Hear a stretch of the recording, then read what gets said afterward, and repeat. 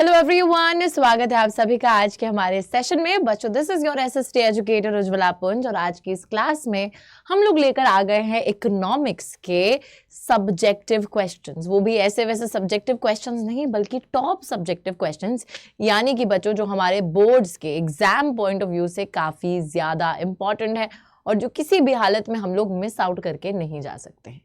तो हर एक चैप्टर जो हमारा इकोनॉमिक्स का है उसको हम इस सेशन में कवर करने वाले हैं। डेवलपमेंट से लेकर sectors of the Indian economy से लेकर मनी एंड क्रेडिट से लेकर globalisation and the Indian economy को भी। तो तैयार हो जाइए, अपनी सीट बेल्ट को बांध लीजिए और अपने फोन को ढंग से पकड़ लीजिए and plus hold a copy and a pen, ताकि आप लोग नोट डाउन कर सकें इन सभी के सभी क्वेश्चंस को साथ साथ जब हमारा सेशन चल रहा है। तो चलिए फटाफट से करते हैं सेशन को स्टार्ट। लेकिन सेशन को स्टार्ट करने से पहले मैं सभी से ये गुजारिश करना चाहूंगी कि बच्चों सेशन को ज्यादा से ज्यादा लाइक कीजिए और अपने सभी दोस्तों के साथ इस सेशन को शेयर भी कीजिए। Alright, so let's start the session. फटाफट से यहाँ पर हमारे टॉप सब्जेक्टिव क्वेश्चंस को देख लेते हैं। सबसे पहला क्वेश्चन यहाँ पर है from the chapter development and इस चैप्टर से ये पूछा गया है कि mention any two goals of development other than income. Income के अलावा कोई भी दो गोल्स हमको डेवलपमेंट के यहाँ पर बताने हैं। तो देखिए, the two goals of development other than income are freedom and security. अब बच्चा, आप सभी को पता है कि जब हम डेवलपमेंट की बात करते हैं, whenever we look at development, people look at a mix of goals. Obviously income एक सबसे ज्यादा इंपॉर्टेंट क्राइटेरिया या गोल ज्यादातर लोगों के लिए रहता है, लेकिन ज्यादा से ज्यादा इनकम के अलावा भी कुछ लोग दूसरी चीजों को देखते हैं, जैसे कि अपनी इज्जत, सेल्फ रिस्पेक्ट या फ्रीडम या फिर इक्वालिटी, है ना, job security. Sometimes these things take a priority over the income. Okay, so यहाँ पर वही वाली बात की जा रही है कि डेवलपमेंट को जब आप देखते हो तो इनकम के अलावा और कौन कौन से गोल्स हैं जिनकी तरफ आप ध्यान देते हैं। तो two goals other than income यहाँ पर हमने बता दिया है। ठीक है, चलो आगे देखिए। नेक्स्ट क्वेश्चन है यहाँ पर, money can not buy all the goods and services that one needs to live well. Do you agree with this statement? Justify और answer with any three suitable arguments. तो यहाँ पे बोला जा रहा है कि पैसा जो है वो सारी की सारी गुड्स और सर्विसेज जो आपको एक अच्छा जीवन जीने के लिए चाहिए वो नहीं खरीद सकता। क्या आप इस स्टेटमेंट से अग्री करते हैं? और अगर नहीं भी करते तो जो भी आपका आंसर है उसको जस्टिफाई करना है with any three suitable arguments, कोई भी तीन आर्ग्यूमेंट्स देकर। अब बच्चों याद रखिएगा, याद रखना, हाँ, ये बुक में हमने पढ़ा है, ये चैप्टर में हमने पढ़ा है कि money is obviously important to buy the goods and services that we want, but it is not sufficient. हर चीज आप पैसे से नहीं खरीद सकते हो। और ये मैं ऐसे ही नहीं बोल रही हूँ, यहाँ पे मैं वैल्यू एजुकेशन की क्लास नहीं दे रही हूँ, बट ये सच्चाई है, ये सच है। तो देखिए कैसे, it is definitely true to say that money is in our pocket can not buy all the goods and services that we need to live well. तो पहले तो हमने अग्री ही कर लिया क्वेश्चन से, और उसके बाद हम बता रहे हैं कि क्यों। और देख लीजिए कि ये सीबीएसई 2016 का क्वेश्चन है, दैट मींस कि ये एग्जाम में पूछा गया था, बोर्ड्स का ही सवाल है ये, प्रीवियस ईयर का। ओके, सो यस, मनी जो है बच्चों हमको एक पोल्यूशन फ्री एनवायरनमेंट इंश्योर नहीं कर सकता। आप लोगों ने देखा ही है, जो लोग दिल्ली में रहते हैं कितना पोल्यूशन है वहां पर। तो कोई अमीर है गरीब है, सबको उसी धुएं में सांस लेनी पड़ती है, उसी हवा में सांस लेनी पड़ती है। तो किसी के पास पैसा है नहीं है उस चीज से फर्क नहीं पड़ता जब एनवायरनमेंट ही वैसा है। So you have to live over there ना। तो मनी जो है आपको ये श्योर नहीं कर सकता कि आपको एक पोल्यूशन फ्री एनवायरनमेंट मिलेगा। उसी के साथ साथ it can not ensure unadulterated medicine to the people. लोग पैसा है, दवाइयां खरीदने जा सकते हैं, बट हाँ, उन दवाइयों में अगर मिलावट है तो अमीर को भी वही मिल रही है, गरीब को भी वही मिल रही है। तो वो भी आप एश्योर नहीं कर सकते कि आपको अनएडल्ट्रेटेड मेडिसिन मिलेंगी, है ना, वो भी नहीं होगा। साथ ही में it can not protect us from infectious diseases. बच्चों, कुछ ऐसी बीमारियां जो काफी घातक बीमारियां हैं, अब उनसे प्रोटेक्शन भी आपको पैसा नहीं दे देगा। आप बहुत अमीर हो, दैट डजंट मीन कि आपको कोई बीमारी नहीं हो सकती है। अभी जब कोरोना वायरस आया था, it's a very nice example जो कि इसी स्टेटमेंट के साथ जाता है कि कोरोना वायरस के आने पे ऐसा तो नहीं था ना कि कोरोना वायरस देख रहा था कि भाई अमीर कौन है गरीब कौन है, सिर्फ गरीबों को होगा, अमीर को नहीं, अमीर के पास नहीं जाऊंगा, ऐसा नहीं है। ठीक है, सो किसी को भी हो सकती हैं बीमारियां। प्रोटेक्शन अगेंस्ट इन्फेक्शियस डिसीजेस भी मनी एश्योर नहीं करता है। So these are the three things that you have to write, you have to give these arguments. अगर आपसे पूछा जाए कि money can not buy all the goods and services that you need to live well, अच्छे से हमें prove भी तो करना है। ठीक है, सो कौन सी तीन चीजें? पोल्यूशन फ्री एनवायरनमेंट की कोई गारंटी नहीं है, अनएडल्ट्रेटेड मेडिसिन की कोई गारंटी नहीं है, और साथ ही में इन्फेक्शियस डिसीजेस से प्रोटेक्शन की भी कोई गारंटी नहीं है। ओके, चलो अब चलते हैं अपने अगले क्वेश्चन पर। जो कि डेवलपमेंट चैप्टर से ही है, और मेरे हिसाब से बच्चों ये इस चैप्टर का सबसे ज्यादा इंपॉर्टेंट क्वेश्चन है। सीबीएसई 2015 के पेपर में तो आ ही रखा है, और इसके साथ साथ मुझे लगता है एक ही बारी नहीं, बहुत बार ये क्वेश्चन बोर्ड एग्जाम में पूछा गया है। सो मेरे हिसाब से this is like the most important question from the chapter, most important from the chapter.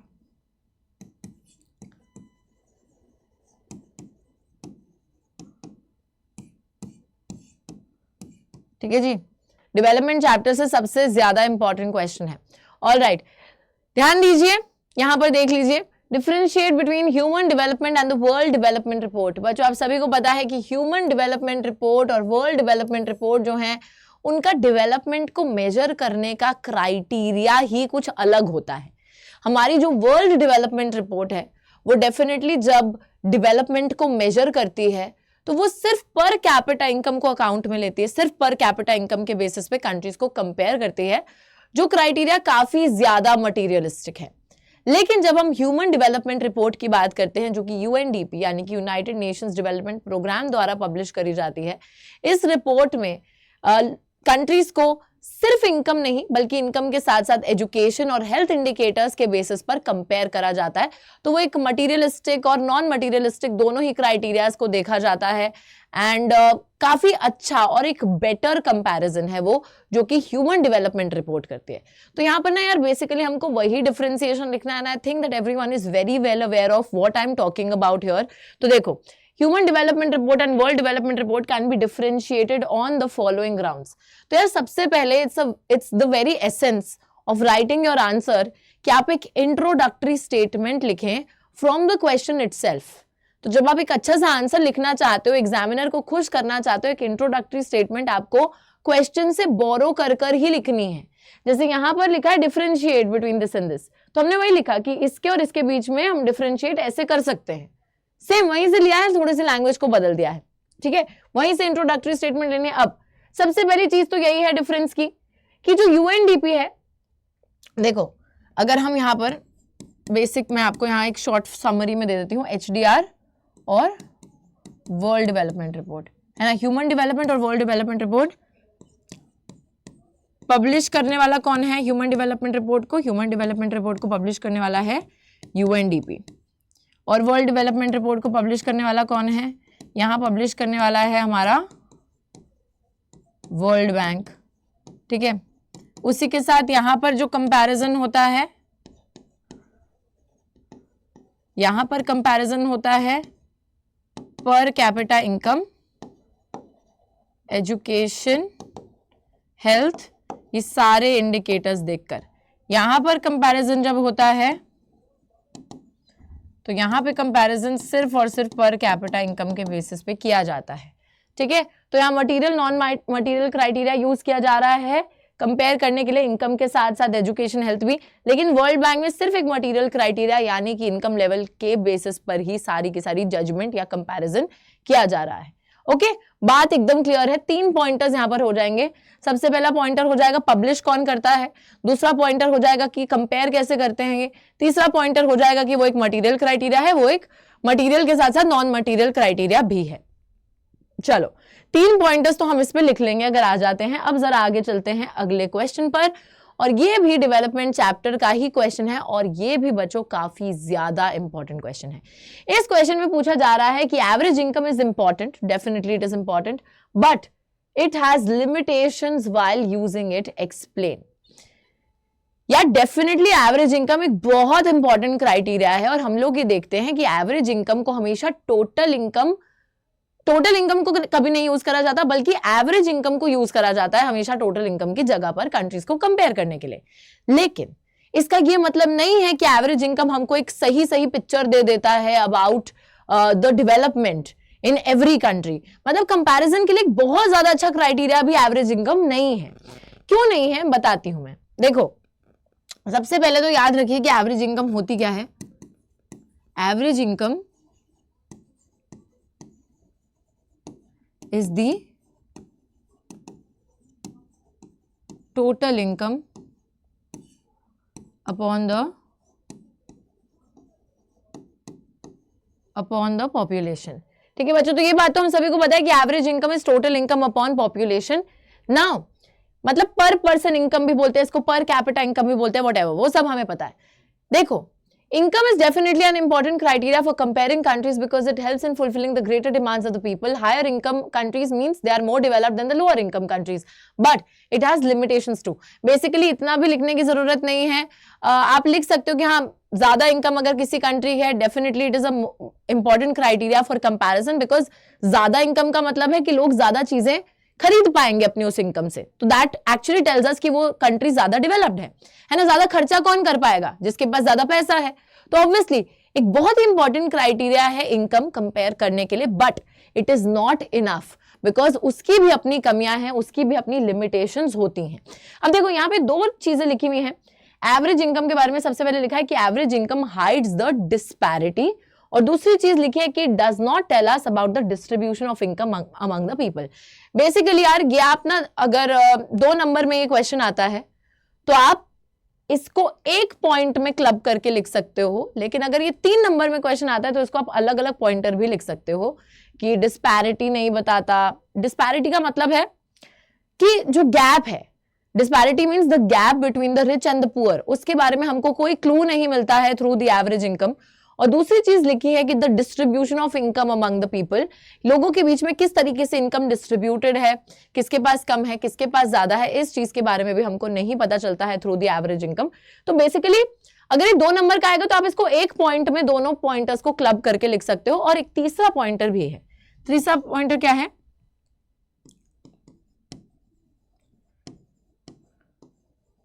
when we only consider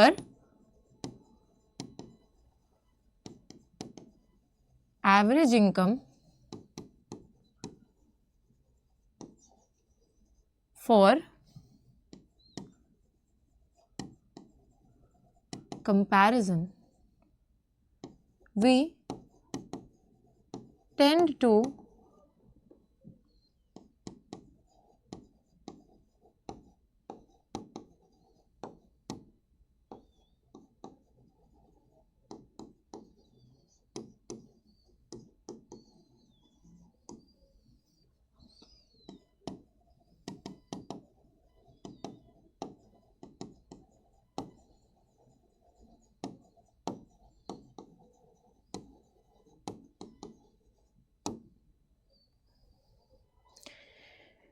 बच्चा पार्टी। तीसरा पॉइंटर यहां पर यह है कि जब आप सिर्फ और सिर्फ एवरेज इनकम के बेसिस पर कंपैरिजन करते हो तो दूसरा जो इंपॉर्टेंट क्राइटेरिया है लोगों का हेल्थ लेवल, एजुकेशनल लेवल, आप इन सारी चीजों को जो कि नॉन मटेरियल चीजें हैं इनको इग्नोर कर देते हो और सिर्फ इनकम के बेसिस पे एक बहुत शैलो रूप से कंपेयर करते हो। तो ये एक और पॉइंट हो जाएगा। मैं वही कह रही हूँ कि अगर 2 नंबर में आता है ना तो ये एक पॉइंटर हो जाएगा, ये जो 2 अलग अलग लिखे हैं ये एक हो जाएगा, ये दूसरा हो जाएगा। बट अगर 3 नंबर में पूछा जाता है तो हमें 3 पॉइंट्स लिखने हैं, फिर तो हम इसको हाइड्स द डिस्पैरिटी, डिस्ट्रीब्यूशन, फिर इस तरीके से 3 लिख देंगे। ठीक है, नहीं तो आप इन दोनों को क्लब भी कर सकते हो अगर 2 मार्क्स में आता है तो। नाउ एक और चीज यहां पर है कि डिस्ट्रीब्यूशन ऑफ इनकम को कैसे छुपा देता है, इसका क्या मतलब है? देखो कभी कभी क्या होता है, जैसे एक एग्जाम्पल हमने हमारी किताब में भी देखा था कि 4 लोग बहुत कम पैसा कमा रहे, 500 रुपए कमा रहे, एक इंसान 45,000 कमा रहा है या वैसा। ठीक है, तो यार हो सकता है कि लोग अमीर और गरीब के बीच में गैप इतना ज्यादा है कि इवन दो डिस्पैरिटी बहुत ज्यादा है, बट जो अमीर है वो बहुत हद से ज्यादा अमीर है, जिनकी वजह से हमको एवरेज इनकम ज्यादा देखने को मिल रही है। बट असल में सोसाइटी में क्या उतनी डेवलपमेंट है? नहीं है, क्योंकि मैक्सिमम इनकम जनरेट करने वाली एक बहुत छोटी सा ग्रुप है और बाकी सारे लोग गरीब हैं। तो फिर ऐसी सिचुएशन में एवरेज इनकम भी ज्यादा सूटेबल नहीं होगा ना आपको कंपैरिजन करने के लिए। That is what is being said कि डिस्ट्रीब्यूशन छुपा देता है, डिस्पैरिटी छुपा देता है और ज्यादा अच्छा, उतना भी ज्यादा अच्छा क्राइटेरिया हमें देखने को नहीं मिलता है। ठीक है जी, चलो नेक्स्ट। ऑलराइट, ओह तो यहां पे वही बात आ गई कि यार हम एवरेज इनकम को इस्तेमाल करते हैं, टोटल इनकम को क्यों नहीं यूज करते? Total income of the countries is not used to make comparisons between them. Explain. Total income को ना यूज करने का एक बड़ा ही सिंपल सा पॉइंटर है। सपोज मैं यहां पर आपको बता रही हूं कि 2 कंट्रीज हैं और मैं बोलती हूँ कि एक कंट्री की इनकम है 10,000, एक कंट्री की इनकम है 20,000। ठीक है, एक कंट्री की है 10,000, एक कंट्री की है 20,000। अब आप तो सीधा बोल दोगे कि यार ये पूरी टोटल इनकम का मतलब क्या होता है? Income earned bye all the residents of the country. एक देश के अंदर जितने भी कमाने वाले लोग हैं उन सबकी कमाई को एड अप कर दो तो वो हो गई टोटल इनकम। ठीक है, एवरेज इनकम में हम क्या करते हैं, लोगों अपॉन द पॉपुलेशन कर देते हैं, डिवाइड कर देते हैं, पर पर्सन निकाल देते हैं। बट टोटल इनकम का मतलब है कि देश में जितने भी लोग रह रहे हैं, जितना भी वो पैसा कमा रहे हैं, उस सबको एड अप कर दिया तो वो टोटल इनकम आ गई। अब अगर हम यहां पर सिर्फ ये देखें कि यार कंट्री ए की इनकम 10,000 है, कंट्री बी की इनकम 20,000 है टोटल इनकम। ठीक है, एक बहुत ही हाइपोथेटिकल सा एग्जांपल है। नाउ यहां तक हम बोल देंगे कि यार कंट्री बी की डेफिनेटली, क्योंकि टोटल इनकम ज्यादा है तो कंट्री बी ज्यादा डेवलप्ड है। बट अब पता है, मैं आपको एक बात बताती हूं। सपोज मैं बता रही हूं कि कंट्री ए की पॉपुलेशन थी 10 लोग, ठीक है, और कंट्री बी की पॉपुलेशन है 50 लोग। 10 लोग मिलके 10,000 रुपए कमा रहे हैं, लेकिन यहां पर 50 लोग मिलके सिर्फ 20,000 रुपए कमा पा रहे हैं। बच्चों यहां पर अगर आप देखेंगे ना तो यहां पर पर्सन कितनी इनकम आ गई, डिवाइड कर दो इसको 1,000 रुपए। यहां पर पर्सन इंसान 1,000 रुपए कमा रहा है, और यहां पर पर्सन डिवाइड करेंगे इसको, कितना आ गया, 5 4 = 20, ठीक है, 400।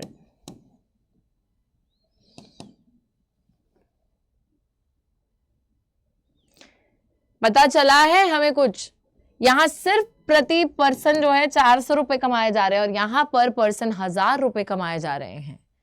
तो टिल द टाइम हमें पॉपुलेशन के बारे में नहीं पता था, हमें लग रहा था कि सिर्फ टोटल इनकम के बेसिस पर तो कंट्री बी ज्यादा डेवलप्ड है। बट जब हमें रियल पिक्चर देखने को मिली कि यार यहाँ पे क्योंकि पॉपुलेशन बहुत ज्यादा है, चाहे हर कोई कम भी कमा रहा है तो टोटल इनकम हमको ज्यादा दिख रही है। यही होता है, टोटल इनकम ना इन्फ्लेटेड से दिखती है अगर बहुत ज्यादा पॉपुलेशन है तो इसी वजह से वो एक इनएडिक्वेट क्राइटेरिया है, हमें क्लियर पिक्चर नहीं देता है कंपैरिजन के लिए। It is not used to make comparisons because population of different countries is different, and उससे हमको एक क्लियर पिक्चर नहीं मिलता है कंपेयर करने का। अब पॉपुलेशन जब पता चली फिर हमें लगा कि यार नहीं, यहाँ तो 10 लोग ही 10,000 कमा रहे हैं, दैट मीन्स यहाँ पर पर्सन इनकम बहुत ज्यादा है ना, तो डेवलपमेंट ज्यादा है यहाँ पर। लेकिन यहाँ पे डेवलपमेंट कम है क्योंकि यहाँ पे तो पर पर्सन कम अमाउंट कमा रहे हैं और फिर जाकर 20,000 बन रहा है वो अमाउंट। तो ये बात बिल्कुल क्लियर होनी चाहिए हम सभी लोगों को। ठीक है जी, चलो आ जाओ आगे। अब जरा यहाँ पर एक और क्वेश्चन है डेवलपमेंट चैप्टर से ही कि what may be development for one may not be development for the other, explain with a suitable example। एक इंसान के लिए जो डेवलपमेंट है वो दूसरे के लिए डेवलपमेंट नहीं भी हो सकता है, इसको एक एग्जाम्पल यानी कि उदाहरण के साथ एक्सप्लेन कीजिए। देखिए, different persons have different notions of development because life situations of persons are different. For example, the construction of dams leads to generation of hydroelectricity, thus development. However, many people have to be displaced from their villages, hence it may not be development for them। बहुत ही बढ़िया example, classic example, सभी को इस example के बारे में पता है। तो वही डैम वाला एग्जाम्पल है यार यहाँ पर, ठीक है। और डैम वाला एग्जाम्पल सिंपली ये बोल रहा है कि यार देखो क्या होता है ना, कभी कभी मेरे लिए जो चीज विकास होगी, मैं बोलूंगी कि देश में डैम कंस्ट्रक्शन हो जाए, उससे बहुत सारी बिजली जनरेट हो गई, डेवलपमेंट हो जाएगी उस चीज से, बट जो वहां पे लोग रह रहे हैं जिनको अपने घर बार जीवन यापन हर चीज छोड़कर डिस्प्लेस होना पड़ेगा, उस जगह को छोड़कर जाना पड़ेगा, क्या उनके लिए वो डेवलपमेंट है? नहीं है। तो कभी कभी मेरे लिए जो डेवलपमेंट है वो दूसरे के लिए डेवलपमेंट नहीं है। What may be development for one may not be development for the other, and it can also be destructive for the other person. इस पूरे केस सिनेरियो में मेरे लिए जो डेवलपमेंट थी वो उन लोगों के लिए डिस्ट्रक्टिव हो जाएगी, है ना। तो इट्स लाइक दैट, डैम्स का construction hydro electricity definitely generate करेगा, कुछ लोगों के लिए वो डेवलपमेंट है, लेकिन जो लोग वहां से डिस्प्लेस होंगे उनके लिए वो चीज डेवलपमेंट नहीं है। Different people, different notions of development. What may be development for one may not be development for the other, and it may sometimes also be destructive for the other. Now, I think इस chapter से अब ये last question है बच्चों, जहां पर पूछा गया है what is meant by the sustainability of development। Sustainability of development का यहाँ पर मीनिंग पूछा जा रहा है। अब सस्टेन करने का मतलब ही क्या होता है? किसी चीज को जीवित रखना लंबे समय तक।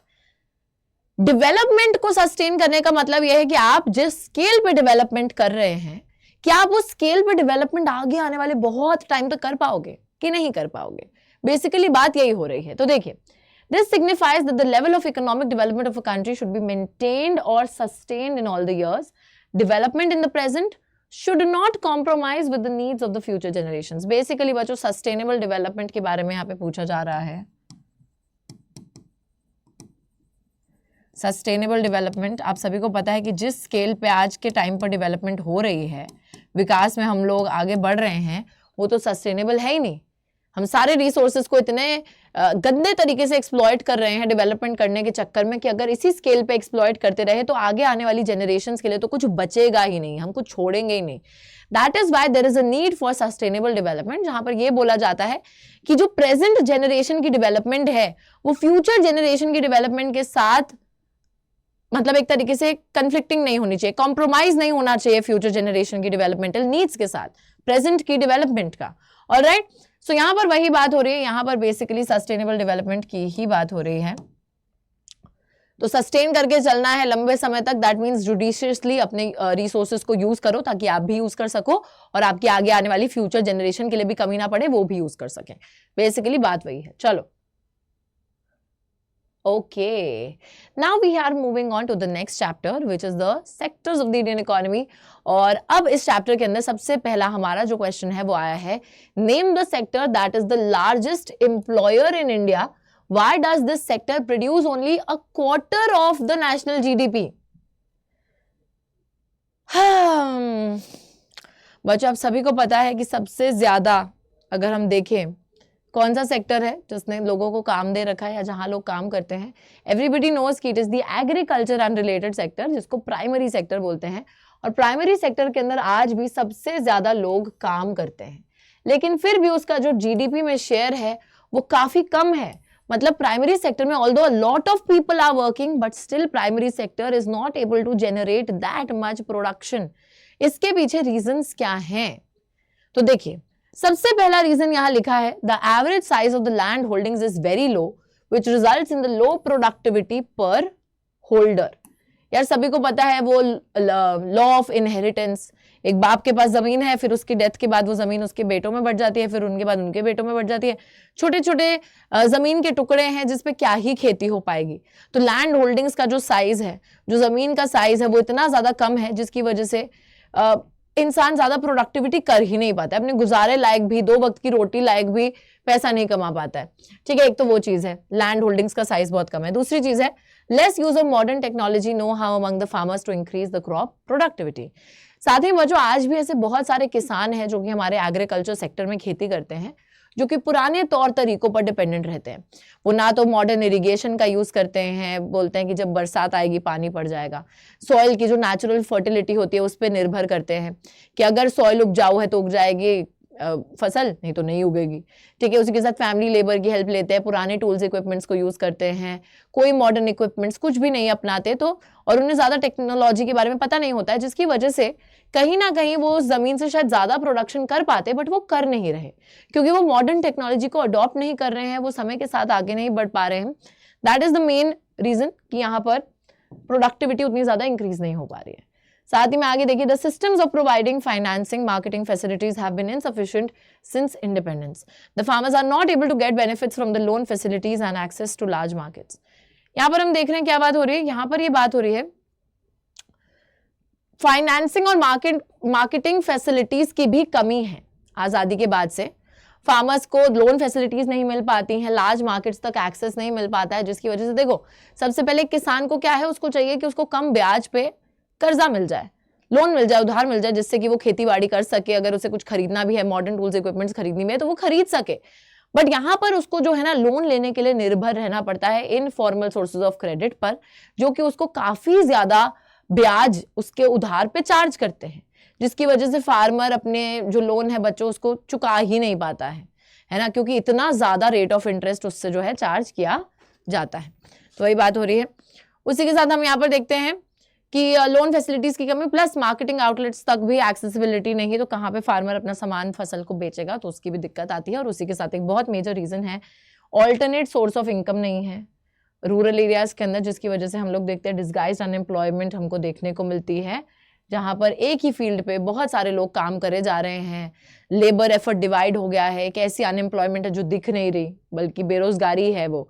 और अगर वो लोग कहीं और काम कर ले तो शायद उनकी इनकम बढ़ जाए, फैमिली इनकम को वो इंक्रीज कर सकें, बट वो हो नहीं पा रहा है क्योंकि they have no alternate thing to do, there is nothing else to do, there is nowhere else to गो।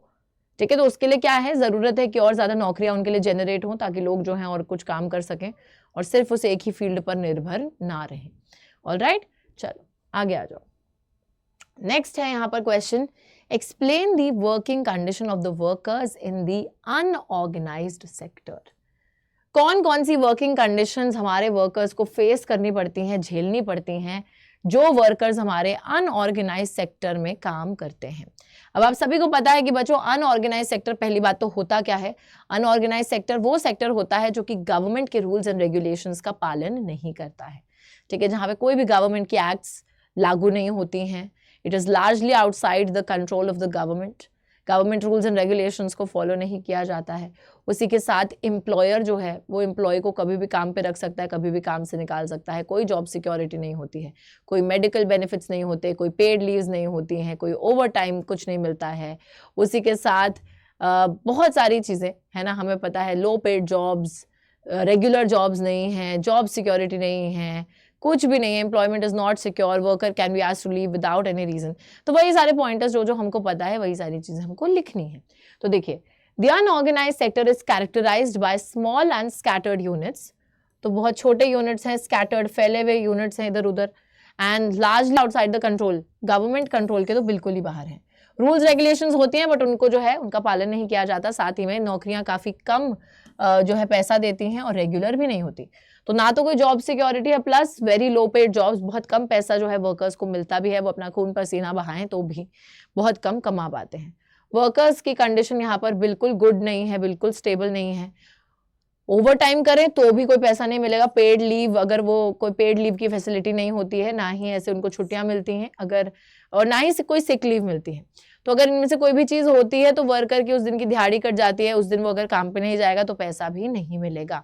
साथ ही में यहाँ पर हम लोग देखते हैं एम्प्लॉयमेंट सिक्योर नहीं है, people can be asked to leave without any reason, कभी भी लोगों को बिना कारणवश भी नौकरी से निकाला जा सकता है उनके एम्प्लॉयर द्वारा। हर चीज एम्प्लॉयर के विम्स पर डिपेंडेंट रहती है, विम्स का मतलब है इच्छा पर, जब मन करे निकाल दो, जब मन करे रख लो काम पे, ठीक है, तो विम्स पे चल रही हैं चीजें। साथ ही में this sector includes a large number of people who are employed on their own doing small jobs such as selling things on the street और डूइंग द रिपेयर वर्क। और इस सेक्टर के अंदर यार बहुत सारे लोग काम करते हैं, ठीक है, जो खुद से ही एम्प्लॉयड है, डूइंग स्मॉल जॉब्स, छोटी छोटी जॉब्स कर रहे हैं, जैसे सड़कों पे सामान बेचना, रिपेयर का काम करना, पेंटर्स, प्लम्बर्स, कारपेंटर्स, ये सारे के सारे लोग हमारे अनऑर्गेनाइज सेक्टर का हिस्सा है। ऑलराइट, आई होप ये बात बिल्कुल बिल्कुल क्लियर है आप सभी लोगों को। चलो ओके, नेक्स्ट क्वेश्चन है सीबीएसई 2014 के बोर्ड का क्वेश्चन, और यहां पर प्रश्न पूछा गया है, describe the provisions of the national rural employment guarantee act of 2005।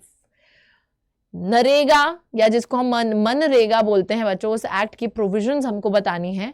तो याद रखिएगा कि राइट टू वर्क इंप्लीमेंट करते हुए इस एक्ट को लाया गया था, 625 डिस्ट्रिक्ट्स में इसको इंप्लीमेंट करा गया है भारत देश के अंदर।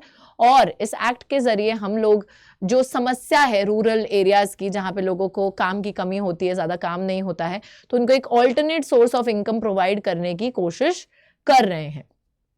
एक्ट का नाम है मनरेगा, वैसे नरेगा थी फिर रीनेम कर दिया था MNREGA 2005।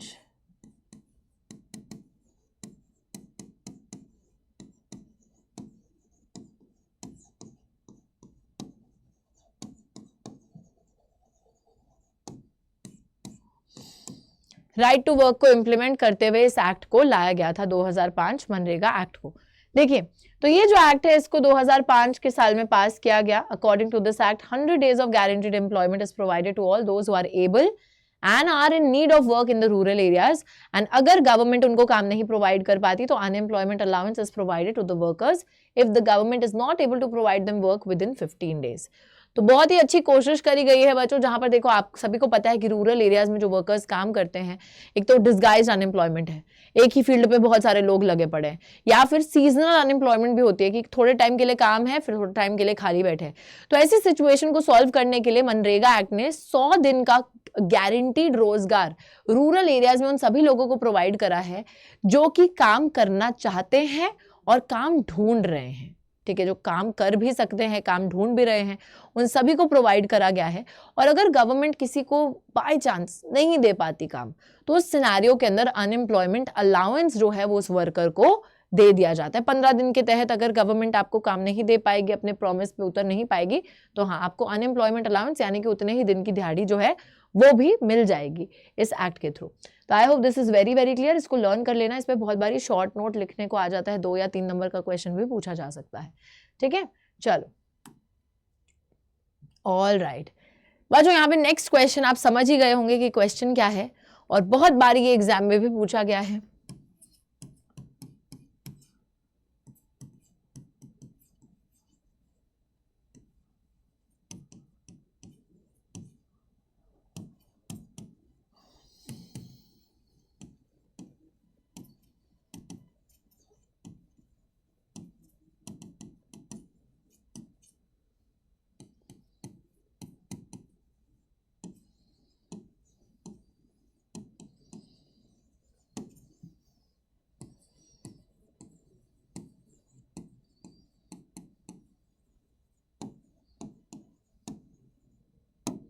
Differentiate between the working conditions in the organised and the unorganised sector, या फिर differentiate between the organised and unorganised sector. Basically difference बताना है दोनों ही सेक्टर्स के बीच में। ऑर्गेनाइज सेक्टर में बड़े यूनिट्स हैं, यहाँ पर स्मॉल स्कैटर्ड यूनिट्स हैं। यहाँ पर हर यूनिट गवर्नमेंट के साथ रजिस्टर्ड है, इस वजह से उनको गवर्नमेंट के जो रूल्स और रेगुलेशंस होते हैं उनको फॉलो करना पड़ता है। यहाँ पर बिल्कुल गवर्नमेंट के साथ कोई रजिस्ट्री नहीं है, इस वजह से कोई रूल्स और रेगुलेशंस का फॉलो नहीं करना है, आपको कुछ भी फॉलो नहीं करना है। साथ ही में यहाँ पे कुछ फॉर्मल प्रोसेस प्रोसीजर्स होते हैं, इसलिए इसको ऑर्गेनाइज बोला जाता है। यहाँ पे कुछ भी फॉर्मल प्रोसेस प्रोसीजर्स नहीं होते, इसलिए इसको अनऑर्गेनाइज बोला जाता है। वहीं पर आगे देखिए, यहाँ पर जॉब सिक्योरिटी है, यहाँ पर कोई सिक्योरिटी नहीं है। यहाँ पे फिक्स्ड वर्किंग आवर्स है, ओवर टाइम का भी पैसा मिलता है। यहाँ पे कोई फिक्स्ड वर्किंग आवर्स नहीं है, और अगर कोई इंसान ओवर टाइम भी काम कर लेगा तो उसको उसका पैसा नहीं मिलेगा। ठीक है, ये मत सोचना कि ओवर टाइम काम करने का पैसा मिलेगा अनऑर्गेनाइज में, नहीं। यहाँ पे और भी बेनिफिट्स मिलते हैं, जैसे आपको पेड हॉलीडे मिलेगा, medical facility, safe working environment, provident fund, ये सारी चीजें। लेकिन यहाँ पर ऐसा कोई भी बेनिफिट आपको नहीं मिलेगा। ये सिंपल सी बात है अनऑर्गेनाइज्ड और ऑर्गेनाइज्ड की। डेफिनेटली बच्चों, अनऑर्गेनाइज्ड सेक्टर के जो वर्कर्स हैं वो काफ़ी बुरी कंडीशंस में रह रहे हैं, जी रहे हैं, और उनको प्रोटेक्शन की डेफिनेटली ज़रूरत है ना, और गवर्नमेंट को वो प्रोटेक्शन उन्हें प्रोवाइड करनी चाहिए। और यहाँ पर हम आ गए हैं with the most important question from the chapter sectors of the Indian economy, जिस क्वेश्चन में लिखा है give the reasons for the rising importance of the tertiary sector in production. यहाँ पर ना इन्होंने 5 पॉइंटर लिख रखे हैं, 4 पॉइंटर हैं वैसे तो इस चैप्टर में, इस क्वेश्चन के। लेकिन हाँ भाई, अगर 5 नंबर में आ गया ये क्वेश्चन तो ये 5वां पॉइंट भी इंक्लूड कर लेना। अगर 5 नंबर में पूछ लिया गया तो एक और पॉइंट हमारे पास होना चाहिए ना लिखने के लिए। तो देखिए, rising importance of the tertiary sector में सबसे पहला पॉइंटर आता है rise in the basic services provided by the government. बच्चों, आप सभी को पता है कि बेसिक सर्विसेज की जब मैं बात करती हूँ, जैसे कि हमारे police stations, post, telegraph services, schools, hospitals etcetera, इन सभी चीज़ों की हर जगह पर ज़रूरत होती है। बेसिक सर्विसेज के प्रोविजन हर जगह पर चाहिए। That is why rising importance हमें देखने को मिल रहा है, बहुत ज़्यादा इंपॉर्टेंस में टर्शरी सेक्टर बढ़ रहा है। दूसरी चीज़ है, जब प्राइमरी और सेकेंडरी सेक्टर डेवलप होते हैं तो उसके साथ साथ टर्शरी सेक्टर की भी डेवलपमेंट होती है। तो अगर जितना ज़्यादा प्राइमरी सेकेंडरी बढ़ेगा, जितना ज़्यादा प्राइमरी सेकेंडरी सेक्टर आगे जाएगा, अपनी प्रोडक्शन एक्सपैंड करेगा, उतना ही ज़्यादा उसको टर्शरी सेक्टर की ज़रूरत पड़ेगी, क्योंकि टर्शरी सेक्टर में सर्विसेज आती हैं, जैसे कि हमारी ट्रांसपोर्टेशन सर्विस, जैसे कि हमारी स्टोरेज सर्विस, जैसे कि हमारी बैंकिंग सर्विस, जैसे कि हमारी इंश्योरेंस सर्विस, ये सारी सर्विसेज की ज़रूरत जो है हमारे प्राइमरी और सेकेंडरी सेक्टर को चाहिए होती है, और जितना ज़्यादा वो डेवलप करेंगे उतना ही ज़्यादा उनको इन सर्विसेज की ज़रूरत पड़ेगी, वो इन सर्विसेज की मांग करेंगे, और उतना ही ज़्यादा हमारा टर्शरी सेक्टर भी प्रोडक्शन में बढ़ता ही चला जाएगा। आगे देखिए, due to the rise in the income people have started spending on the various kinds of services. अब बच्चों, अगर लोगों की जब इनकम लेवल्स बढ़ते हैं, लोग ज़्यादा पैसा कमाने लगते हैं, तो people start to go to vacations, tourist destinations पे जाने लगते हैं, बाहर जाके खाना खाने लगते हैं, अपने बच्चों को प्राइवेट स्कूलों में पढ़वाते हैं, इलाज प्राइवेट अस्पतालों में करवाते हैं। तो जब इनकम बढ़ती है तो लोग people start spending a lot of money on services, lavish services, luxury services, है ना। और इन्हीं वजहों से भी टर्शरी सेक्टर जो है और ज्यादा आगे बढ़ता चला जा रहा है। प्लस एक और रीजन ये है कि नई जो सर्विसेज आ गई हैं, जैसे इंफॉर्मेशन टेक्नोलॉजी की सर्विसेज, इन सर्विसेज से भी कहीं ना कहीं हमारा टर्शरी सेक्टर काफी ज्यादा आगे बढ़ रहा है, ग्रो कर रहा है। And due to the introduction of the new economic policy, liberalisation, privatisation, globalisation, the trade expanded all over the world and the role of service sector became significant।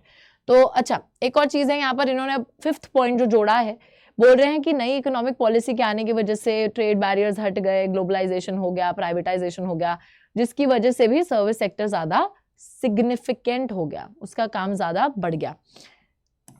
चलो जी, तो ये आप सारे पॉइंटर्स लिख सकते हो अगर 5 नंबर में इस क्वेश्चन को पूछा जाता है तो। चलिए आगे बढ़ते हैं। आगे आ गया है हमारा ग्लोबलाइजेशन एंड इंडियन इकोनॉमी का चैप्टर। ओके, 3rd चैप्टर पे हम लोग आ गए हैं, मूव ऑन कर गए हैं बच्चों। ग्लोबलाइजेशन एंड इंडियन इकोनॉमी वाले चैप्टर में बहुत ही छोटा सा जो टॉपिक है वो इस बारी आ रहा है, जहां पर सिर्फ आपको इतना सा पढ़ना है कि what is globalisation and factors that have enabled globalisation, that is it, है ना। और हम लोग बहुत ही आसानी से इस चैप्टर के जो भी क्वेश्चंस, यार मेरे हिसाब से ये जो चैप्टर्स बहुत कट चुके हैं ना, जिनका छोटा छोटा सा पार्ट आ रहा है, ये तो इतने अच्छे से पढ़ लो, इतने अच्छे से पढ़ लो कि एग्जाम में अगर 5 नंबर 3-4 नंबर के भी इनमें से सवाल आते तो बढ़िया है ना। एटलीस्ट उसी टॉपिक में से ही आएंगे जो छोटा सा टॉपिक हमने पढ़ा है, इजीली उन मार्क्स को बटोर सकते हो। तो बहुत अच्छे से, जैसे हिस्ट्री का वो वाला चैप्टर है the making of a global world, और इसका है ये वाला ग्लोबलाइजेशन एंड इंडियन इकोनॉमी, तो इनको तो बहुत ही ज्यादा अच्छे से पढ़ लो। छोटा सा पोर्शन है, जब 5, 6, 7 नंबर के भी वो आ जाते हैं चैप्टर्स दोनों मिलाकर भी, तो क्या ही जा रहा है हमारा, बढ़िया तो है। ठीक है, चलो अभी यहाँ पे बोला जा रहा है how has information and communication technology stimulated the globalisation process, explain with example. हमेशा ध्यान देना यार कि हमने ना पूरा एक टॉपिक पढ़ा है टेक्नोलॉजी, उस टेक्नोलॉजी के अंदर 2 टेक्नोलॉजीज हैं, एक है ट्रांसपोर्टेशन टेक्नोलॉजी और एक है इंफॉर्मेशन कम्युनिकेशन टेक्नोलॉजी। बहुत बारी क्वेश्चन ऐसे आ जाता है कि टेक्नोलॉजी ने कैसे ग्लोबलाइजेशन को स्टिम्युलेट करा है, तो अगर सिर्फ टेक्नोलॉजी लिखा है तो ट्रांसपोर्ट और इंफॉर्मेशन कम्युनिकेशन दोनों बतानी है। लेकिन अगर स्पेसिफिकली मेंशन कर दिया, जैसे यहां पर सिर्फ स्पेसिफिकली मेंशन करा है कि इंफॉर्मेशन और कम्युनिकेशन टेक्नोलॉजी ने ही ग्लोबलाइजेशन प्रोसेस को कैसे स्टिम्युलेट करा है, कैसे एक तरीके से हम बोल सकते हैं और एक्सपैंड करा है, तो हमें उसके बारे में लिखना है। ठीक है, और एग्जाम्पल्स के साथ एक्सप्लेन भी करना है। चलो देखते हैं। Advance technology in the transport systems has helped in the delivery of goods faster. हाँ, ओहो बच्चों, यहां पर पता नहीं क्यों ट्रांसपोर्टेशन के बारे में लिखा है, हमें नहीं लिखना है इसमें, क्योंकि यहाँ सिर्फ इंफॉर्मेशन कम्युनिकेशन टेक्नोलॉजी के बारे में पूछा। चलो, development of information communication technology has helped a great deal and यहाँ पर लिखा है टेलीकम्युनिकेशन फैसिलिटीज, जैसे telegraph, telephone, mobile phone, fax, इन सभी चीजों का इस्तेमाल करा जा रहा है to contact one another quickly around the world, access information instantly, communicate from the remote areas, and this is possible due to the satellite communication devices. हम लोग देखते हैं कि इंफॉर्मेशन कम्युनिकेशन टेक्नोलॉजी ने काफी ज्यादा मदद करी है हमारे ग्लोबलाइजेशन प्रोसेस में। बहुत सारी हमारी telecommunication facilities, telegraph, telephone, mobile phone, fax, इन सभी चीजों का इस्तेमाल करा जाता है एक जगह से दूसरी जगह एक दूसरे को कांटेक्ट करने के लिए वर्ल्ड में इंस्टेंटली। रिमोट एरियाज, जो पिछड़े हुए इलाके हैं, दूर दराज के इलाके हैं, वहां से कम्युनिकेट करने के लिए, एंड ये सब पॉसिबल हो पाया है due to the satellite communication devices. तुम्हारे जो सैटेलाइट कम्युनिकेशन डिवाइसेस हैं, they have made it possible. Along with that, orders are placed to the internet, designing is done on computers, and even the payment of the money from one bank to another can be done through e-banking through the internet। यहाँ पर वही बच्चों London की magazine वाला example भी आप लोग लिख सकते हो, थोड़ा शॉर्ट में अगर लिखना है तो, कि देखो ऑर्डर्स को भी इंटरनेट द्वारा प्लेस कर दिया जाता है, इंटरनेट के थ्रू प्लेस कर दो ऑर्डर, कहीं दूर दराज बैठे हो फिर भी ऑर्डर प्लेस करो, डिजाइनिंग करनी है कंप्यूटर के थ्रू हो जाएगी, पेमेंट करनी है किसी चीज की वो भी जो है ई पेमेंट के थ्रू हो जाएगी। तो कितना आसान हो गया है ना हर चीज को करना। यहाँ पर इंटरनेट जो है वो लोगों को इंस्टेंट ईमेल भेजना, वॉइस मेल भेजना across the world negligible cost पे पॉसिबल कर देता है। और आज के टाइम में तो क्या ही, 1 सेकेंड में कॉल मिला दो किसी को भी, WhatsApp, audio call, video call, हाँ 1 सेकेंड में किसी भी कोने में कोई बैठा हो। चलो जी चलो आ जाओ।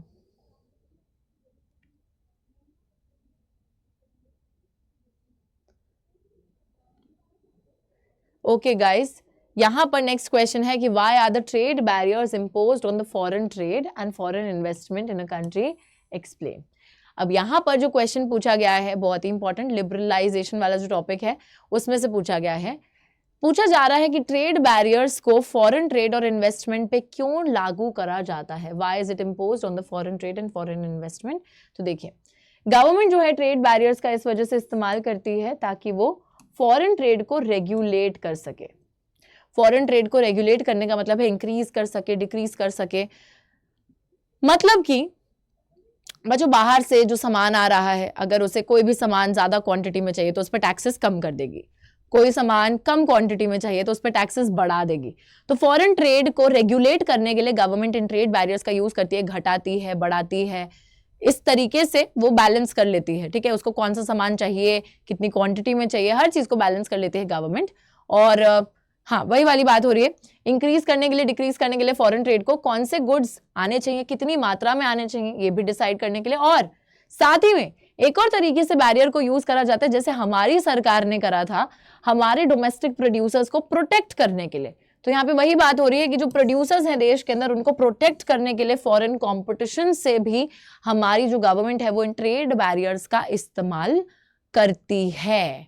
ठीक है जी, आई होप ये बात एकदम क्लियर है। तो ये 3 पॉइंटर्स याद रखिएगा कि ट्रेड बैरियर्स को क्यों यूज करा जाता है।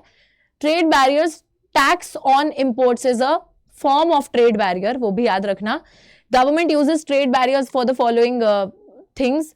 सबसे पहले हम बोल सकते हैं कि रेगुलेट करने के लिए, इंक्रीज डिक्रीज फॉरेन ट्रेड अपने हिसाब से। दूसरी चीज है कौन सा गुड देश में आना चाहिए, कितनी मात्रा में आना चाहिए। और तीसरी चीज है डोमेस्टिक प्रोड्यूसर्स को प्रोटेक्ट करने के लिए भी इनका इस्तेमाल करा जाता है। ज्यादा टैक्सेस वगैरह लगा देंगे ताकि हमारी जो डोमेस्टिक इंडस्ट्रीज हैं वो ग्रो कर सके, उनको टाइम मिले, वो भी अपने हिसाब से अपना देख सके। चलो आगे आ जाओ। ओके, यहां पर भी कहीं ना कहीं बच्चों उसी टॉपिक में ही घुमा फिरा के एक और क्वेश्चन दे रखा है कि why had the Indian government put barriers to foreign trade, foreign investment after independence, explain. हमारी भारतीय सरकार ने फॉरेन ट्रेड और फॉरेन इन्वेस्टमेंट पे बैरियर यानी कि रुकावटें क्यों लगा रखी थी। हमारा बाहर से ट्रेड नहीं करने दिया जाता, बाहर के लोगों को आके यहाँ पे इन्वेस्ट नहीं करने दिया जाता था, बाहर का सामान जो है भारत में नहीं आने दिया जाता था, क्यों। ठीक है, तो आप सभी को पता है कि इंडियन गवर्नमेंट ने आजादी के बाद में बैरियर्स लगाए थे to foreign trade, foreign investment. ऐसा इसलिए करा गया था to protect the producers within the country from foreign competition, है ना बच्चों। तो हमारी जो इंडिया की इंडस्ट्रीज थी उस टाइम पर ना वो उभर ही रही थी, आ ही रही थी, they were in the very initial stage of their development. और वो उस टाइम पे इतनी सक्षम नहीं थी कि वो फॉरेन गुड्स और फॉरेन इंडस्ट्रीज के साथ एक तरीके से कंपीट कर सके। सो एट दैट टाइम 50s और 60s में हमारे देश में इंडस्ट्रीज आ ही रही थी, और अगर उस टाइम पर हम इंपोर्ट्स को अलाउ कर देते आना अपने देश में तो हमारी इंडस्ट्रीज उनके साथ कंपीट ही नहीं कर पाती, और कंपीट नहीं कर पाती, हो सकता था कि बंद हो जाती, है ना, डेवलप नहीं कर पाती, ग्रो नहीं कर पाती। दैट इज द रीजन कि इंपोर्ट्स जो है सिर्फ और सिर्फ जो एसेंशियल आइटम्स के इंपोर्ट्स, बहुत जरूरी जो सामान था जैसे मशीनें, फर्टिलाइजर, पेट्रोलियम, यही सारी चीजें जो है बाहर से देश में आने दी जाती थी। बाकी सारी चीजों को डिस्करेज करा जाता था, बाकी सारी चीजों को देश में आने नहीं दिया जाता था, ताकि हमारे जो डोमेस्टिक प्रोड्यूसर्स हैं उनको प्रोटेक्ट करके रखा जा सके from any kind of foreign competition. Alright, so इस चीज को याद रखिएगा। ठीक है जी, चलो ऑल राइट। तो अब हम आ गए हैं अपने लास्ट चैप्टर के सब्जेक्टिव क्वेश्चंस को अटेम्प्ट करने के लिए, और यहां पर सबसे पहला क्वेश्चन है कि when does credit push the borrower into a debt trap, explain with the help of an example. Credit का मतलब है बच्चों लोन, और यहां पूछा जा रहा है कि लोन जो है एक बोरोअर को डेट ट्रैप में कब डाल सकता है, एक एग्जाम्पल के थ्रू इसको एक्सप्लेन कीजिए। डेट ट्रैप क्या होता है मैम? जिससे डिफिकल्टी बड़ी मुश्किल होती है ना?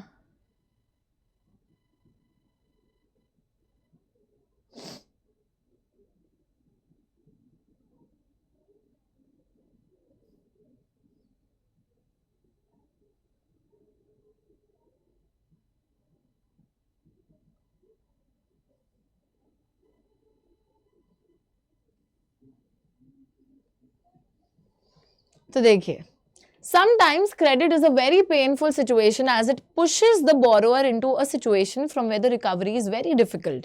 In this situation, the borrower is not able to repay the loan and many a times caught in a situation of debt trap. For example a small farmer Swapna took a loan. अब यहाँ पे स्वप्ना का ही इन्होंने example लिख दिया है, क्योंकि बच्चों देखो, अगर आप खुद से कोई बनाकर एग्जाम्पल लिखोगे वो उतना इम्पैक्ट नहीं छोड़ेगा और उसमें हो सकता है नंबर भी कट जाए. तो किताब के अंदर जो स्वप्ना का एग्जाम्पल है, सभी को पता है कि उस सिचुएशन में स्वप्ना एक डेट ट्रैप में फंस गई थी, तो उसी के थ्रू हम एक्सप्लेन भी कर देंगे. तो बच्चों कभी कभी क्या होता है, सिंपली आप मेरी बात समझो और मेरे को देखो जरा एक सेकंड के लिए.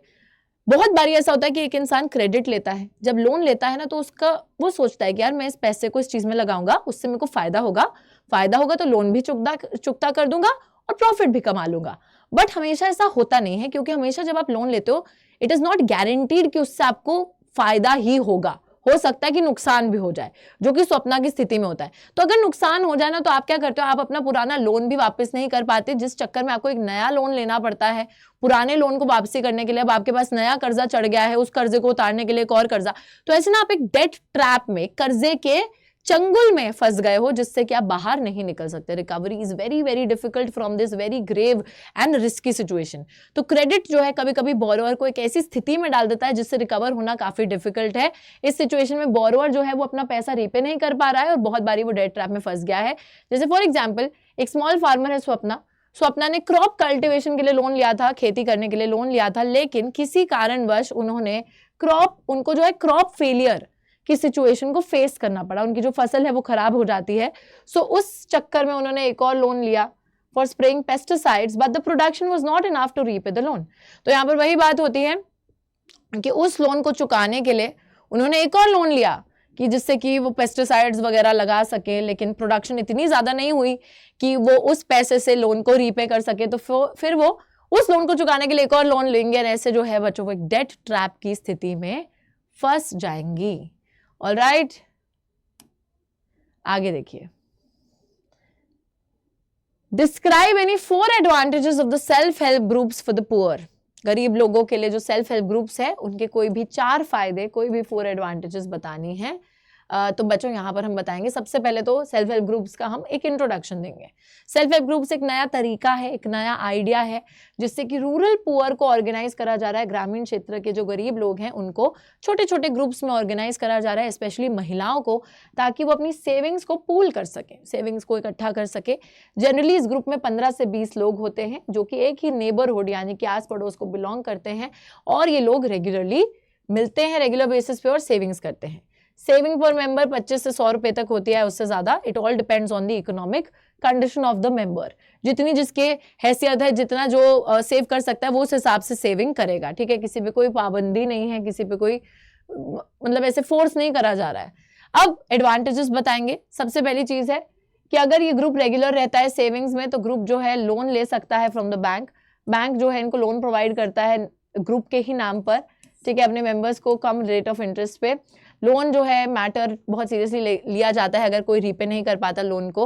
एंड इस फीचर की वजह से इनको जो है बिना कोलैटरल के भी लोन देने को तैयार होता है. बैंक लोन जो है इनको सेल्फ एम्प्लॉयमेंट अपॉर्चुनिटीज क्रिएट करने में हेल्प करता है, महिलाओं को फाइनेंशियली सेल्फ रिलायंट बनाता है, provides a platform to discuss and act on a variety of social issues.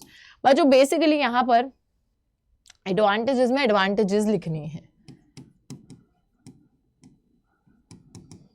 Advantages क्या थी हम लोगों को अगर पता हो, यहां पर एक लो रेट ऑफ इंटरेस्ट में लोन मिलता है, सेल्फ एम्प्लॉयमेंट अपॉर्चुनिटीज क्रिएट करने में ये लोन हेल्प करता है. उसी के साथ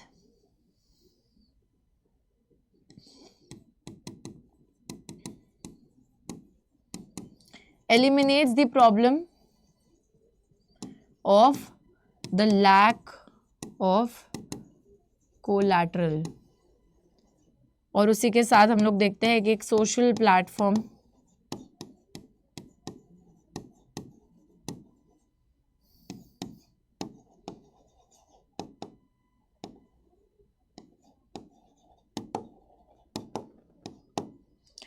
बहुत सारे रीजंस हैं एक्चुअली सेल्फ हेल्प ग्रुप्स के एडवांटेजेस की जब हम लोग बात करते हैं कि एक बहुत ही कम ब्याज पर लोन दिया जाता है, कोलैटरल के एब्सेंस की नीड को एलिमिनेट करता है कि अगर आपके पास कुछ गिरवी रखने को नहीं भी है तो भी आप लोन ले सकते हो, eliminates the problem of the lack of collateral. Okay, साथ ही में सेल्फ एम्प्लॉयमेंट अपॉर्चुनिटीज जनरेट करता है। दैट एक्चुअली मीन्स कि लोग जो हैं लोन लेकर खुद से अगर कुछ अपना छोटा मोटा बिजनेस स्टार्ट करना चाहें so they can also do that. उसी के साथ एक सोशल प्लेटफॉर्म प्रोवाइड करता है जहां पर लोग जो है जो भी अगर कोई डोमेस्टिक वायलेंस का इशू है या कोई भी दिक्कत उनको हो रही है तो वो उस इशू को भी डिस्कस कर सकते हैं। And it also makes the people self reliant. तो जब लोग लोन लेते हैं तो वो एक तरीके से आत्मनिर्भर बन जाते हैं, उनको कोई ज़रूरत नहीं पड़ती कहीं और से पैसा वैसा मांगने की। I hope this thing is very very clear. ठीक है जी, ऑल राइट। तो यहाँ पर okay, let's move on to the next question. Self help groups के ऊपर बहुत बारी पूछा जाता है। इन्होंने बच्चों जो लिखा है ठीक है, बट जब एडवांटेजेस की बात आती है तो आप इन सारे पॉइंटर्स पर ज्यादा फोकस कीजिएगा जो कि एक्चुअली बुक में मेंशन है। ठीक है, बेफालतू में नहीं, बुक में जो मेंशन है वो सारी चीजें लिखिए, that will be much better. Next question पे आते हैं। नेक्स्ट क्वेश्चन है यहाँ पर, which government body supervises the functioning of the formal sources of loans in India, explain it's functions. कौन सी गवर्नमेंट की बॉडी है जो कि फॉर्मल सोर्सेज ऑफ लोन्स को सुपरवाइज करती है इंडिया में? सुपरवाइज करने का मतलब है निगरानी जो रखती है, और उसके फंक्शंस को एक्सप्लेन कीजिए। ओके, तो सभी को पता है कि आरबीआई यानी कि the reserve Bank of India is that government body जो कि फॉर्मल सोर्सेज की फंक्शनिंग को सुपरवाइज करता है इंडिया के अंदर। फंक्शंस क्या हैं आरबीआई के, चलिए देखते हैं। सबसे पहली चीज है कि RBI sees that the banks maintain the minimum cash balance और नॉट। बच्चों, आरबीआई यानी कि Reserve Bank of India which is the apex bank, सबसे टॉप मोस्ट बैंक है, रिजर्व बैंक ऑफ इंडिया है। और आरबीआई ये देखता है कि बैंक्स जो हैं वो कैश बैलेंस मेंटेन कर रहे हैं कि नहीं। मेंटेन कर रहे हैं क्या मतलब है, 15% ऑफ द डिपॉजिट्स कंपल्सरी होता है हर बैंक के लिए कि सारा पैसा लोन में उठा के नहीं देना है। डिपॉजिटर ने आपके पास जो पैसा रखा है उसका 15% पैसा आप लोग अपने साथ कैश बैलेंस मेंटेन करके रखोगे, ताकि अगर किसी भी दिन कोई डिपॉजिटर आपसे पैसा मांगने के लिए आ जाए तो आपके पास पैसा होना चाहिए। तो इस चीज को मेक श्योर करने के लिए आरबीआई जो है सुपरवाइज करता है बैंक्स, देखता है बैंक्स को कि बैंक्स क्या वो चीज पे are they adhering to it और नॉट। ठीक है, तो वो चेक करता है। साथ ही में RBI also monitors that the loan is not just given to the profit making businesses and traders but also to the small borrowers. RBI ये भी देखता है कि लोन जो है वो सिर्फ प्रॉफिट मेकिंग बिजनेसेस और ट्रेडर्स को ही नहीं, बल्कि अगर कोई स्मॉल बोरोअर्स है जिनको अपना छोटा मोटा काम चालू करना है, क्या उनको भी लोन मिल रहा है कि नहीं मिल रहा। ठीक है, इस चीज का भी खास ध्यान रखा जाता है। उसी के साथ आरबीआई बैंक्स को ये भी बोलता है कि आपको जो है पीरियोडिकली थोड़े थोड़े टाइम के बाद में इंफॉर्मेशन सबमिट करनी है to the RBI about how much they are lending to whom and at what rate of interest। कितना पैसा उधार पे दे रहे हैं, किसको उधार पे दे रहे हैं और कितने रेट ऑफ इंटरेस्ट पे उधार पे दे रहे हैं, ये सारी इंफॉर्मेशन आपको हमें सबमिट करनी पड़ेगी। तो आरबीआई ये सारी इंफॉर्मेशन मांगता है। ऑलराइट, तो ये सारे के सारे ये ऐसे पॉइंटर्स हैं जो कि हमें बताते हैं कि आरबीआई किस तरीके से बैंक्स को सुपरवाइज करता है। ऑलराइट, ओके, नेक्स्ट बच्चों यहाँ पे क्वेश्चन आ गया, जैसे अभी अनऑर्गेनाइज्ड और ऑर्गेनाइज्ड के बीच में डिफरेंशिएशन का आया था, अब आ गया है difference between the formal sector loans and the informal sector loans. Formal और इनफॉर्मल सेक्टर लोन्स में क्या डिफरेंस है, तो पहले तो हमें पता ही है यार कि फॉर्मल सेक्टर लोन जो होते हैं बैंक्स और कोऑपरेटिव से आपको मिलता है। इनफॉर्मल सेक्टर के अंदर आते हैं आपके money lenders, traders, relatives, friends. उसी के साथ फॉर्मल सेक्टर में कम रेट ऑफ इंटरेस्ट चार्ज करा जाता है, इनफॉर्मल में ज्यादा रेट ऑफ इंटरेस्ट चार्ज करा जाता है। फॉर्मल सेक्टर के अंदर सुपरवाइज करती है अथॉरिटी आरबीआई, इनफॉर्मल सेक्टर के अंदर ऐसी कोई भी अथॉरिटी सुपरवाइज करने के लिए नहीं होती है। और इनफॉर्मल सेक्टर के अंदर आपसे लोन जो है वसूलने के लिए किसी भी गलत तरीके का इस्तेमाल करा जा सकता है जो कि फॉर्मल सेक्टर में नहीं होगा। लोन को रीपे करना ज्यादा मुश्किल है इनफॉर्मल सेक्टर के अंदर, बल्कि फॉर्मल सेक्टर के अंदर ज्यादा आसान है क्योंकि कॉस्ट टू द बोरोअर कम है in the formal sector. Now let's look at it. 3 points of distinction between formal and informal sector loan. सबसे पहली चीज है Banks and cooperatives are called the formal sector credit, whereas money lenders, friends, etc. are called the informal sources of credit. तो banks और cooperatives को हम formal sector credit बुलाते हैं और मनी लेंडर्स, फ्रेंड्स वगैरह सब हमारे इनफॉर्मल सेक्टर क्रेडिट में आते हैं। फॉर्मल सेक्टर क्रेडिट में कम रेट ऑफ इंटरेस्ट चार्ज करा जाता है और इनफॉर्मल सेक्टर में बहुत ज्यादा रेट ऑफ इंटरेस्ट चार्ज करा जाता है। उसी के साथ हम लोग देखते हैं कि फॉर्मल सेक्टर क्रेडिट में लोन बहुत ज्यादा इजी है रीपे करना, लेकिन इनफॉर्मल सेक्टर क्रेडिट में बहुत ज्यादा मुश्किल है लोन को रीपे करना। ठीक है, तो ये सारी की सारी बातें याद रखिएगा और इसके साथ आप और भी पॉइंटर्स जोड़ सकते हैं। वैसे तो और भी पॉइंटर्स हैं बट यहाँ से 3 ही पूछे थे तो 3 ही हमने बता दिए हैं। चलो जी, अब आ जाते हैं अपने अगले प्रश्न पर और यहाँ पे पूछा जा रहा है कि what is money and why is the modern money currency accepted as a medium of exchange? तो बच्चों यहाँ पूछा जा रहा है कि मनी क्या है, मनी क्या है भाई, और मॉडर्न मनी जो है, modern money currency, modern currency, ठीक है, मॉडर्न करेंसी जो है उसको एक मीडियम ऑफ एक्सचेंज की तरह क्यों एक्सेप्ट करा जाता है?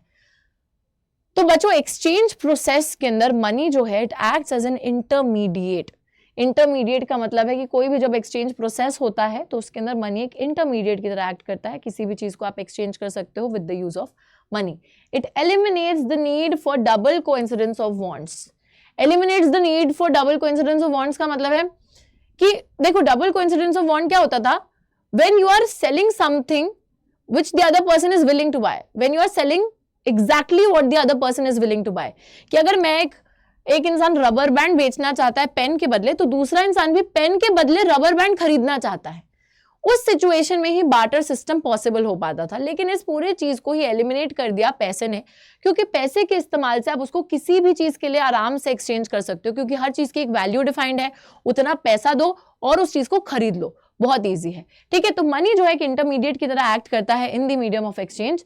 नाउ साथ ही में एक और बहुत ही इंपॉर्टेंट चीज है, डबल कोइंसिडेंस ऑफ वांट्स की नीड को एलिमिनेट करता है, मीडियम ऑफ एक्सचेंज बोला जाता है। साथ ही में पैसा जो है, जो मॉडर्न करेंसी है, वो ना तो किसी प्रेशियस मेटल की बनी है, ना तो कोई एवरीडे यूज के आइटम के थ्रू बनी है, ना तो कोई वो कैटल ग्रेन है, ना तो कोई बहुत सोने चांदी की अशरफियां हैं, है ना, नॉर्मल उससे बनी है। और उसकी जो हम बोल सकते हैं गाइज, जो इंट्रिंसिक और फिएट वैल्यू वाली बात करते हैं, तो इंट्रिंसिक वैल्यू तो कुछ भी नहीं होती, फिएट ही फिएट वैल्यू होती है, जो ऊपर दिख रही है वही वैल्यू है, बाकी उस पेपर की कोई वैल्यू नहीं है, क्योंकि वो छप रखा है आरबीआई द्वारा, तब उस पर वैल्यू आई है। ठीक है, तो डबल कोइंसिडेंस ऑफ वांट्स को एलिमिनेट करता है पैसा। किसी भी कमोडिटी के लिए आप उसको इजीली एक्सचेंज कर सकते हो। साथ ही में ना तो किसी प्रेशियस मेटल्स का बना है, ना तो किसी एवरीडे यूज आइटम का बना है, plus it has been authorised by the government of India, और गवर्नमेंट ऑफ इंडिया के बिहाफ पे आरबीआई जो है इसको प्रिंट करता है। As the law legalises the use of rupees, so no individual can refuse a payment made in rupees. क्योंकि कानून द्वारा रुपी का यूज जो है वो लीगलाइज हो चुका है, तो कोई भी इंडिविजुअल रुपी में करी गई पेमेंट को रिफ्यूज नहीं कर सकता, मना नहीं कर सकता। इस वजह से रुपी जो है एक बहुत widely accepted medium of exchange है। Rupee is the widely accepted medium of exchange, हर कोई इसे एक्सेप्ट करता है as a medium of exchange. Okay, तो इसी के साथ हमारे सारे के सारे बच्चों यहाँ पर सवाल हो गए हैं समाप्त। लेकिन जाने से पहले मैं आप लोगों से एक बहुत ही इंपॉर्टेंट बात करना चाहती हूँ। बच्चों, अगर आप लोगों ने अभी तक संकल्प भारत की ऐप को इंस्टॉल नहीं करा है तो फटाफट से हमारी ऐप को इंस्टॉल कर लीजिए, और उस ऐप पर आप लोगों को बहुत सारा फ्री कंटेंट, क्विज और सैंपल पेपर्स मिलते हैं फ्री ऑफ कॉस्ट, जो कि वैसे आपको मार्केट में खरीदने पड़ेंगे। तो बहुत सारी चीजें फ्री ऑफ कॉस्ट तो मिल ही रही हैं। साथ ही में एक लिमिटेड टाइम पीरियड के लिए हमारे जितने भी कोर्सेज हैं वहां पर लगा है एक डिस्काउंट, तो वहां पर एक डिस्काउंट लगा है बच्चों, मैं आपको बता देती हूँ। कूपन कोड हमारा है, कूपन कोड आपको लगाना है SBYT, ये पूरा कैपिटल में लगाना है। SBYT कूपन कोड लगाने के बाद आपको 25% का ऑफ हमारे सारे के सारे courses, crash course, sample paper वाला कोर्स और हैंड रिटन नोट्स पे मिल रहा है। क्रैश कोर्स सिर्फ 999 रुपीज़ का, सैम्पल पेपर 499 का और हैंड रिटन नोट सिर्फ 199 रुपीज़ के आपको मिल रहे हैं इस कूपन कोड के जरिए। तो आप लोग जा सकते हैं और इस कूपन कोड को लगा सकते हैं और किसी भी कोर्स को परचेज कर सकते हैं।